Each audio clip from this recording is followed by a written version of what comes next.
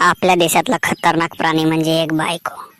बायको एवढी खतरनाक प्राणी ज्यासारखा काही सर्पाचा डाऊन्सही केलं नाही का तरी सर्पाचा विष नाही चढत एवढा बायकोचा तोंड चालते. आम्ही तुमच्या घरी जेवढी चोरी चालत नसेल, तुमच्या घरची पावशी नसेल चालत तेवढी नाही का बायकोचा तोंड चालते. तिची जीभ पाहिल्या तर अशी तलवारची धार.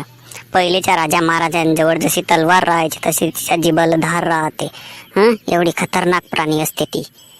म्हणजे अशी गोष्ट आहे का बायको म्हणाल ते गाडी चालेल, बायको म्हणाल ते जे मालिका टीव्हीवर लागेल, तुम्ही जे म्हणाल ते का नाही तुमच्या मतानं नाही होऊ शकत.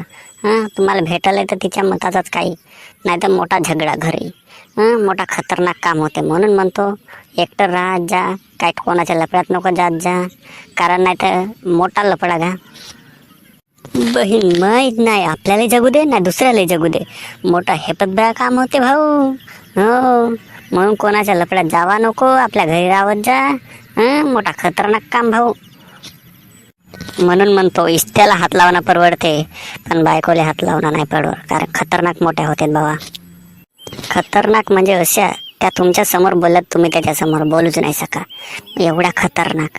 म्हणजे त्याच्या समोर बोलायचा कॉन्फिडन्स कोणा म्हणजे नसे कोणी हेपत हेप्या नाही होऊ शकत, अशी गोष्ट आहे भाऊ. म्हणून नाही का ज्या माणसाला माहीत आहे तो उगामुगाच आपल्या घरी नाही का 2 बोत्र्या पांघरून सिनरी झोपते पण लपड्यामध्ये नाही जा, मोठा हेपत काम होते. मग माहीत आहे सगळ्याला.